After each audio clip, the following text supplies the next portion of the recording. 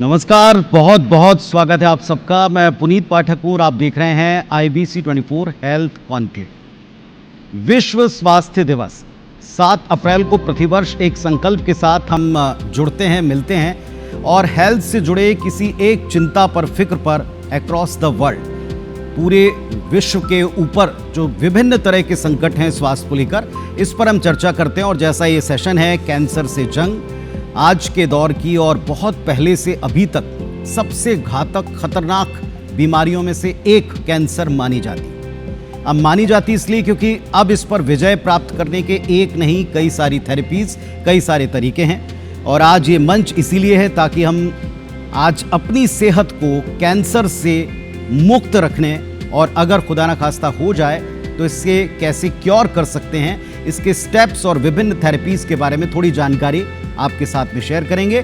बिना देर किए आपको अपने पैनलिस्ट से मिलवाते हैं। और ये सभी दशकों से कैंसर पेशेंट्स को ट्रीट करते आए हैं अपनी एक्सपर्ट टीम और एक्सपर्टाइज के साथ में। बहुत बहुत स्वागत है सर आप सभी का। मेरे साथ में सबसे पहले डॉक्टर यूसुफ मेमन सर हैं, आप सर्जिकल ऑन्कोलॉजिस्ट हैं, बहुत बहुत स्वागत है सर आपका। डॉक्टर देबा दुलाल बिस्वाल सर हैं, आप मेडिकल ऑन्कोलॉजिस्ट हैं। और साथ ही साथ डॉक्टर अवधेश कुमार भरत जी हैं, आप रेडिएशन ऑन्कोलॉजिस्ट हैं। आप तीनों को नमस्कार, बहुत स्वागत है।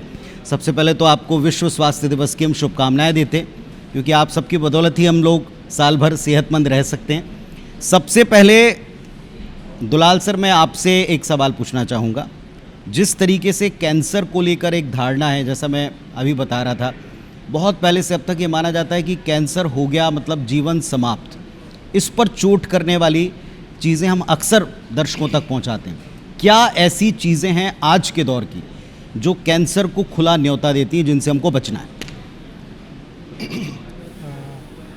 तो हमारे लाइफस्टाइल जो आज से 50 साल पहले जब हम देश स्वाधीन हुआ था, हमारे पास खाने की कमी थी और रहने की कमी थी, हेल्थ सुविधाओं की कमी थी, ठीक है। और आज आइए 70 साल के बाद हमारे पास खाना प्रचुर में है। अभी इनफैक्ट हम लोग डायबिटीज़ की कैपिटल, हार्ट डिजीज़ के कैपिटल होने वाले हैं। तो उस तरह से लाइफस्टाइल डिजॉर्डर में कैंसर भी आता है लास्ट में, जैसे डायबिटीज़, ब्लड प्रेशर, ओबेसिटी, और ये तीनों अगर आपको है तो कैंसर भी होना लाजमी है। मतलब वो भी अभी लाइफस्टाइल डिजॉर्डर में आ रहा है। और उस टाइम पे स्वास्थ्य की सुविधा नहीं थी, अब वो उसको कैचअप कर रहा है। मतलब पहले प्रॉब्लम्स आई, अभी हम उसके सुविधाएं या उससे कैसे मतलब उसको सॉल्व किया जाए, उसको कैचअप कर रहे हैं। तो मोस्टली हम बोलेंगे कि स्ट्रेसफुल लाइफ, आप खेलते कूदते वाला वो सब ख़त्म हो चुका है। सभी लोग कंप्यूटर पे, मोबाइल पे बिजी हैं, व्यस्त हैं जी। और खाने में थोड़ा मिलावट हो गया है। वैसा करके तीनों एस्पेक्ट से हमें कैंसर ज़्यादा बढ़ रहा है। अगर अब आज की तारीख में इतने सारे साधनों के बीच में, जानकारी के बीच में कैंसर बढ़ रहा है, इसके आपने एक तो लाइफस्टाइल को ऑलरेडी इसमें इंक्लूड कर दिया कि लाइफस्टाइल से जो हज़ार्ड्स की श्रृंखला है या नुकसानों की श्रृंखला है, उसमें कैंसर भी एक आपकी बीमारी के तौर पर आ गया। क्या हम इसको दूर नहीं कर सकते? क्या हम इसे दूर रखने के लिए, जो मेरा सवाल का पहला हिस्सा था कि हम कर क्या सकते हैं, क्योंकि लाइफस्टाइल को पूरी तरह से बदलना तो मुमकिन नहीं है। बहुत और कुछ क्या कर स्थिति सकते हैं। आज क्या स्थिति? बहुत सारे पेशेंट, अच्छा स्थिति है पुनीत जी। देखिए, जिस सोशल मीडिया को हम देखते रहते हैं, उसी में इतने सारे अवेयरनेस आते हैं। अगर उसको ध्यान दिया जाए, बहुत सारे इन्फ्लुएंसर है, हम लोग खुद अपने चैनल्स में बताते रहते हैं कि क्या करना है, हम कहाँ पे थोड़ा सा आगे, मतलब लिमिट को क्रॉस कर रहे हैं। हाँ। जैसे अभी रिसेंटली एक दवाई आया है जो सेमाग्लूटाइड है, जो कि उसके रेट्स बहुत कम हो गए हैं। उससे तो आपकी बहुत सारी चीज़ें सॉल्व होने वाली है। तो ये पार्ट तो है, मेडिकल साइंस और जो टेक्नोलॉजी, वो तो बहुत अच्छी स्तर पे वो आगे बढ़ रहा है।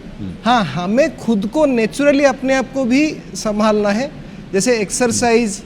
और एक्सरसाइज हमने भूल ही गए हैं। ऑफिस सुबह से गए, शाम को 8 बजे लौटते हैं, फिर शरीर में एक्सरसाइज का कुछ नहीं है, एटलीस्ट वीकेंड में कुछ ले ले। योगा ये सब अच्छी चीज़ है हमारे देश में, हम सबको अवेयर भी है। ये जो सर पेशेंट्स बढ़ रहे हैं, इसकी एक वजह आप क्या देखते हैं? इसकी वजह सिर्फ लाइफस्टाइल है, या हम ये मानकर चलें कि आजकल चेकअप लोग ज़्यादा करा रहे हैं? क्योंकि लोग सीधे पहले से कंपेयर करते हैं नहीं, कि पहले 100 में है। से 2 आते थे, अब तो 10 आ रहे हैं, 15 आ रहे हैं, 20 आ रहे हैं, 25 आ रहे हैं। नहीं, ये ना अवेयरनेस की है कि एक पार्ट तो इसका है कि आप अवेयर हैं, इसीलिए आप जा रहे हो, और इसी से ना हमारे जो डिजीज को ट्रीट करने की भी हमें बहुत इजी हो जाता है कि आप आ रहे हो जल्दी। बहुत सारे हॉस्पिटल्स खुल गए हैं। आप देखिए 2018 में हम लोग 2 डॉक्टर्स थे, आज हमारे मेडिकल ऑन्कोलॉजी में 15 डॉक्टर हैं। हाँ। कैंसर मेडिसिन में रायपुर में 15 डॉक्टर हैं और 25 हॉस्पिटल है जो सिर्फ स्पेशलाइज करते हैं कैंसर में। जी, चलिए, एक बात ये बहुत अच्छी है, जैसा आपने बताया कि संख्या बढ़ती जा रही है। डॉक्टर यूसुफ को हम कई वर्षों से सेवारत देख रहे हैं, और डॉक्टर साहब का इतना लंबा एक्सपीरियंस है, और अब इसमें बहुत सी नई आधुनिक चिकित्सा पद्धतियां जुड़ रही हैं। लेकिन सर, एक डर है जो पहले भी था, आज भी और शायद आगे भी रहेगा, कि कैंसर हुआ है मतलब सिर्फ ऑपरेशन, सिर्फ और सिर्फ ऑपरेशन उसका इलाज है और कुछ नहीं। कितनी सही है ये बात? नहीं, देखिए, कैंसर के इलाज में 3 मुख्य रूप से इसका जो है वो टाइप्स हैं। एक होता है कैंसर सर्जरी, दूसरा होता है कीमोथेरेपी। कीमो यानी केमिकल्स यानी ड्रग से, आजकल टैबलेट्स और इंजेक्शन्स इसके आ गए हैं बहुत अच्छे, जिससे हम कैंसर को पूरी तरह से ठीक कर सकते हैं, बहुत सारे कैंसर्स को, सारे नहीं। इसी प्रकार से इसका जो तीसरा है वो है रेडियोथेरेपी। इसमें हम जो रेडिएशन मशीन है, बहुत एडवांस्ड मशीनें आ गई हैं जो पिन पॉइंट ट्यूमर पर ही उस पर प्रहार करके, रेडिएशन किरणों की प्रहार करके उसको पूरी तरह से ख़त्म करते हैं। तो ये एक बहुत, आज से 50 साल पहले ये होता था कि अगर कैंसर हुआ है तो उसको सर्जरी करके ही निकाला जा सकता है, लेकिन अब ये प्रूव हो चुका है कि सर्जरी के साथ में कीमोथेरेपी और रेडियोथेरेपी भी बहुत अच्छे ट्रीटमेंट है। कई बार तो सिर्फ यही किया जाता है, सर्जरी की ज़रूरत भी नहीं पड़ती, और कुछ कैंसर ऐसे हैं जिसमें सर्जरी ही करना पड़ता है, बाकी इन सब चीज़ों की ज़रूरत नहीं पड़ती।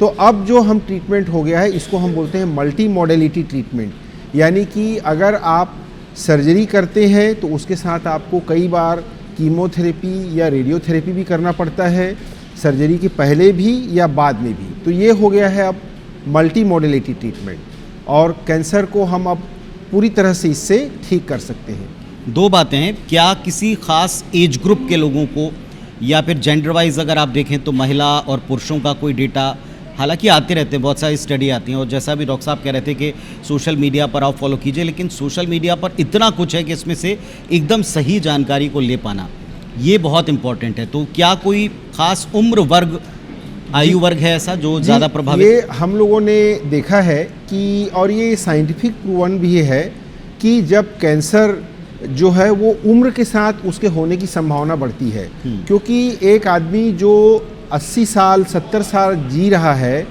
उसका एक्सपोज़र कैंसर कराने वाले तत्वों से ज़्यादा लंबे समय तक होता है। एक आदमी जो 40 साल में किसी वजह से मर गया, और एक आदमी जिसकी उम्र 70 साल है, तो डेफिनेटली उसका एक्सपोज़र कैंसर कराने वाले जो भी कारण हैं, चाहे वो स्ट्रेस हो, चाहे गुटखा तंबाकू पान मसाला हो, या वातावरण में या भोजन में जो भी खाने में जो मिलावटें हैं, उससे उनका एक्सपोज़र ज़्यादा होता है।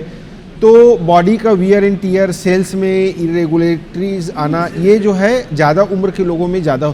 लेकिन अभी हम ये देख रहे हैं कि कम उम्र के लोगों को भी बहुत कैंसर हो रहा है, क्योंकि जैसा कि पहले भी चर्चा की गई कि गुटखा, तंबाकू, पान मसाला, शराब, stress level, sedentary lifestyle, exercise, बिल्कुल जो है एक जगह पर बैठे रहना, चलना फिरना नहीं, तो ये जो है सारे जो हैं, अब हम देख रहे हैं कि कम उम्र के पेशेंट्स भी हमारे पास बहुत आ रहे हैं। लेकिन अभी भी हम ये देखते हैं कि कैंसर जो है वो अधिक उम्र के लोगों की बीमारी है। तो क्या जो रिकवरी का परसेंटेज है सर, वो भी उम्र के मुताबिक वेरी करता होगा? क्योंकि एक है इसमें बिल्कुल कंट्रास्ट है। देखिए, अच्छा, अगर कोई मरीज जिसकी उम्र ज़्यादा है, तो हम ये मानते हैं कि उनके ठीक होने की संभावना ज़्यादा है, क्योंकि उनकी बॉडी का मेटाबॉलिज्म स्लो हो जाने से कैंसर इतना एग्रेसिव नहीं रह जाता और तेज़ी से शरीर में नहीं फैलता।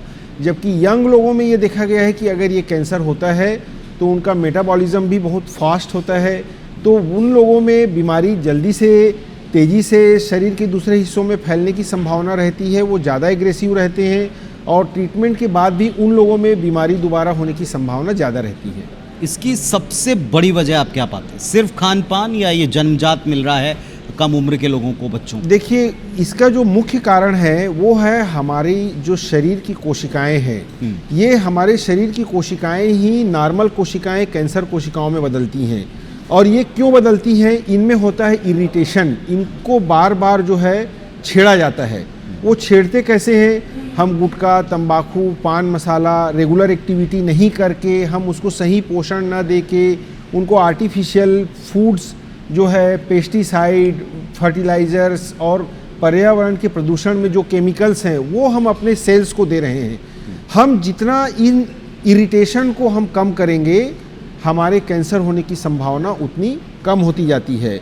तो हमें नेचुरल जो चीज़ों की तरफ मुड़ना है, हमें रेगुलर एक्सरसाइज करना है, हमें अपने शरीर का डिटॉक्सिफिकेशन करना है, योगा, प्राणायाम, वॉकिंग, एक्सरसाइज जो हम कर सके दिन में 1-2 घंटे के लिए हमको निकालना है और जो है वापस हमें अपने जो है नेचुरल सिस्टम की ओर बढ़ना है। एक चीज़ और, ये जो सर्जरी है ये डिसाइड कैसे होती है? किसी खास फेज़ में? क्योंकि हमने सुना है जितनी जल्दी आप डिटेक्ट करेंगे, पता लगा लेंगे, उतना जल्दी आप क्योर कर सकते हैं, उतने चांसेस आपके बढ़ जाते हैं। तो क्या पहले अवस्था में हम ट्रीटमेंट के अलग तरीके अपनाते हैं, सेकंड थर्ड में ज़्यादा सीवियर होते जाते हैं? बिल्कुल, अगर कोई मरीज फर्स्ट स्टेज में आता है तो उसका एक ही ट्रीटमेंट में उसका ट्रीटमेंट हो जाता है। जैसे कि अगर वो शुरुआती स्टेज में है तो या सर्जरी या रेडियोथेरेपी या कीमोथेरेपी, इसी से वो ठीक हो जाता है। लेकिन जब वो सेकंड, थर्ड या फोर्थ स्टेज में जाता है तो हमें उस समय मल्टी मोडेलिटी ट्रीटमेंट लगाना पड़ता है।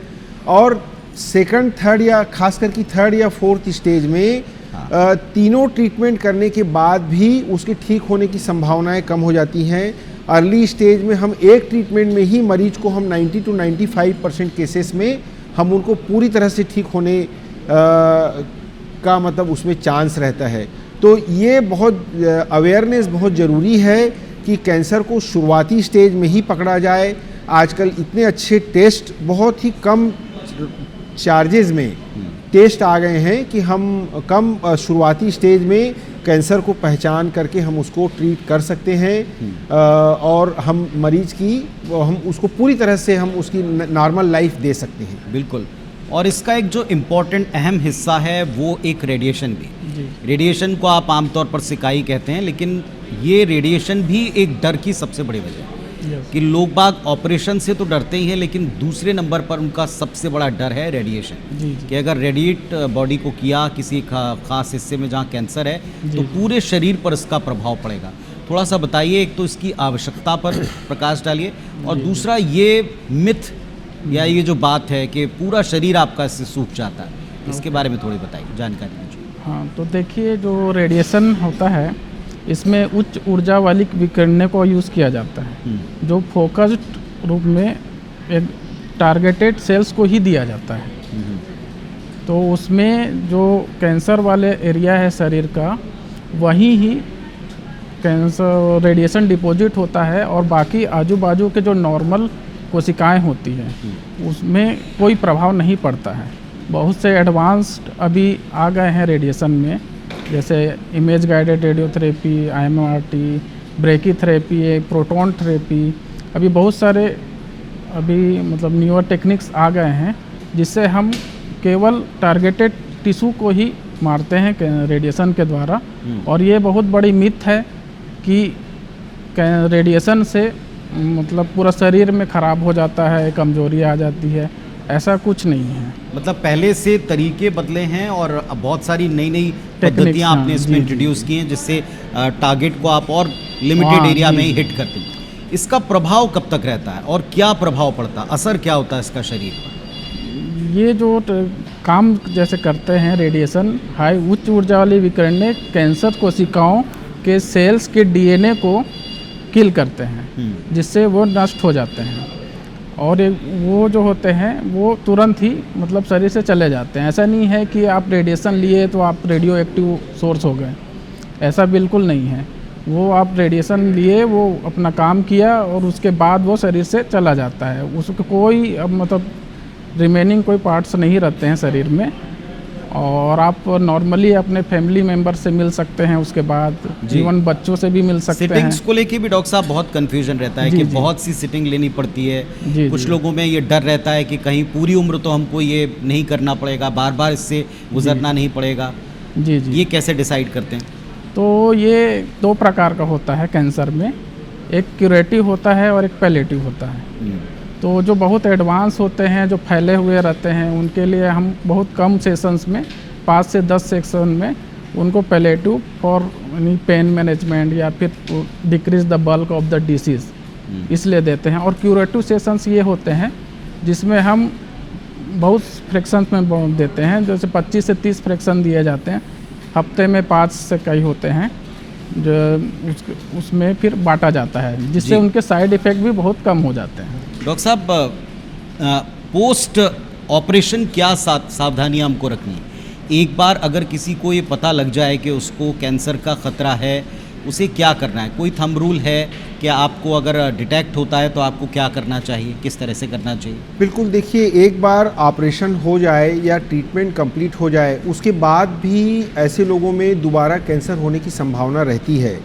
इसके लिए सबसे ज़रूरी है कि जो कि एक नॉर्मल आदमी को भी रखना चाहिए कि सावधानियां, कि उसको कैंसर ना हो या कैंसर दोबारा ना हो। इसके लिए एक तो गुटखा, तंबाकू, पान मसाला, शराब, इन चीज़ों से बिल्कुल दूरी बनानी चाहिए। हमें शुद्ध जो सात्विक भोजन है, जैसे कि आजकल फास्ट फूड या कलरिंग मटेरियल, ये सब बहुत जो बढ़ गए हैं, ये हमको सात्विक भोजन करना चाहिए, टाइम टू टाइम भोजन करना चाहिए, खाना खाना चाहिए। हमको फास्ट फूड वगैरह जो है, या जो वज़न बढ़ाने वाले और ये जो कार्बोनेटेड ड्रिंक्स हैं, कोका कोला, एनर्जी ड्रिंक है, कहीं ना कहीं ये हमारे शरीर को नुकसान पहुंचाते हैं, इससे बचना चाहिए। इसके अलावा हमें रेगुलर एक्सरसाइज, योगा, प्राणायाम, जैसे एक बार ऑपरेशन हो गया या ट्रीटमेंट हो गया तो कई बार उनको थकान भी रहता है, लेकिन वो बैठ के बिल्कुल स्ट्रेचिंग एक्सरसाइज, जिसमें योगा खास है, और ब्रीदिंग एक्सरसाइज, तो ये सब जो है हमारे शरीर में बहुत ज़्यादा हीलिंग करते हैं। और हमारे इवन अगर हम पॉजिटिव माइंडसेट रखते हैं तो पॉजिटिव माइंडसेट से हम इवन हमारे जीन्स में भी ये देखा गया है कि हम उसमें जो निगेटिव, जो ख़राब इफ़ेक्ट पैदा करने वाले जो जीन्स में जो चेंजेस आ गए हैं, उसको हम सप्रेस कर सकते हैं। और पॉजिटिव माइंडसेट से हम हमारे अच्छे जो जीन हैं वो ज़्यादा मजबूत हो जाते हैं, हमारा इम्यून सिस्टम भी जो है वो बहुत मजबूत हो जाता है। डॉक्टर साहब, एक सवाल मैं अंतिम आपसे पूछूंगा। बहुत सी चीज़ें हम पढ़ते रहते हैं, जैसा आपने सोशल मीडिया का जिक्र किया, कुछ ने कहा कि प्लास्टिक वाले जो कटिंग पैड्स हैं उनका इस्तेमाल नहीं करना चाहिए, उससे कैंसर का ख़तरा है। कुछ कहते हैं ज़्यादा मोबाइल ही नहीं देखना चाहिए, उससे भी ख़तरा है। कुछ का ये कहना है कि प्लास्टिक के बर्तनों में या कुकवेयर्स जो तरह तरह के आ गए हैं, किसी खास तरह के नॉन स्टिक में आप पकाएंगे तो आपको कैंसर का खतरा है। क्या ये सच है? ये कुछ हद तक तो सच है। जैसे प्लास्टिक जो होता है ना, तो क्या करें, वापस पुराने माइक्रो प्लास्टिक में बदल जाते हैं, जो कि दिखते नहीं है। इवन वो बोलते हैं कि जो बिस्लेरी का बॉटल आता है वो भी अगर कुछ दिनों के बाद उसमें भी माइक्रो प्लास्टिक झड़ते हैं तो पानी में मिलके वो एक्यूमुलेट हो सकता है। मतलब जितना हो सके नेचुरल आप अपने आप को रखें। तो काठ का बोर्ड ले लीजिए, जो चॉपर है, या पानी अभी 5 स्टार होटल्स में ग्लास बोतल में आ गया है, जाने लगा। ये छोटे छोटे चीज़ तो हमें करना ही पड़ेगा। चलिए, मैं आप तीनों को बहुत धन्यवाद दूंगा सर कि आपने हमें समय दिया, और आज का ये जो कैंसर से जंग थी इसमें ज़रूर दर्शकों को मदद मिली होगी। तो उम्मीद करता हूँ कि आप सबको आज का ये जो सेशन है ये पूरी तरह से समझ में आया होगा। एक सूत्र है, जितना नेचर के पास रहेंगे, लाइफ को सिंपल रखेंगे, सिंथेटिसिटी से दूर रहेंगे, उतना ही आप कैंसर से बच पाएंगे। और नियमित तौर पर जांच अवश्य कराएगा। स्वस्थ रहें और लगातार अपडेट्स के लिए IBC 24 देखें। नमस्कार।